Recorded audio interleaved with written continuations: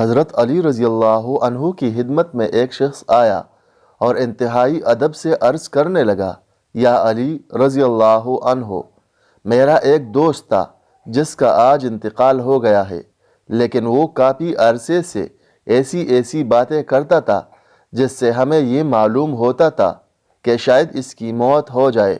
کیا موت سے پہلے انسان کو پتہ چلتا ہے کہ وہ مرنے والا ہے یا نہیں؟ تو اس پر حضرت علی رضی اللہ عنہ نے فرمایا، اے شخص، یاد رکھنا، اللہ نے عالم ملکوت، عالم بیاہ اور عالم ارواح کے بیچ ہر انسان کے لیے مائع کل روا رکھا ہے، جو اسے آنے والے مصیبتیں، پریشانیاں اور وقت کے بارے میں آگاہ کر دیتا ہے۔ اللہ اپنے بندوں سے پیار کرتا ہے۔ انسان موت کو ختم ہونے کا نام سمجھتے ہیں، اصل میں موت ایک زندگی کی طرف انسان کو لے جانے کا نام ہے، موت ختم ہونے کا نام نہیں۔ کبھی اللہ اپنے بندوں سے موت کا ڈر ختم کرنے کے لیے الہامی خواب دکھاتا ہے تاکہ مرنے والے انسان موت کو نئی زندگی سمجھے اور مرنے سے پہلے اپنی اصلاح میں لگ جائے، اپنے آپ کو بہتر بنانے کی کوشش کرے، اپنے گناہوں کی معافی مانگ لے۔ جس طرح وہ کبھی کسی سفر کو جاتا ہے تو اس کی تیاری کرتا ہے، اس کا سامان جمع کرتا ہے، ویسے ہی برزخ کا سامان جمع کر لے۔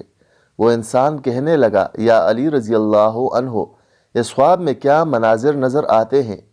تو حضرت علی رضی اللہ عنہ نے فرمایا، اس منظر میں، اس خواب میں یہ نظر آتا ہے کہ انسان سفر کر رہا ہے، اس کا لباس سفید ہوتا ہے، اور اس سفر میں وہ انسان جو اس کے ساتھ رہتے ہیں لیکن آج مر چکے ہیں، وہ اسے نظر آتے ہیں اور یہ کہتے ہیں کہ تمہارا سفر ختم ہونے والا ہے۔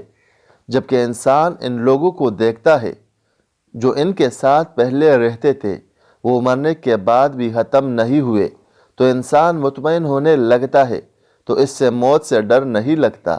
تو وہ کہنے لگا، یا علی، اگر کوئی ایسا خواب دیکھے تو اسے معلوم کیسے ہوگا کہ یہ الہامی خواب ہے یا شیطانی؟ تو حضرت علی رضی اللہ عنہ نے فرمایا، جب بھی اس قسم خواب دیکھو، خواب دیکھنے کے بعد تم ڈرنے لگو، پریشان ہونے لگو، تو سمجھ جانا کہ وہ خواب شیطانی ہے۔